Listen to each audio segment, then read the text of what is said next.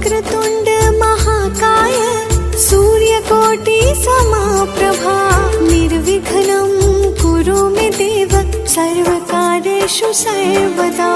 वक्रतुण्ड महाकाय सूर्यकोटि समप्रभा निर्विघ्नं कुरु मे देव सर्वकार्येषु सर्वदा। वक्रतुण्ड महाकाय सूर्यकोटि समप्रभा निर्विघ्नं कुरु मे देव सर्वकार्येषु सर्वदा।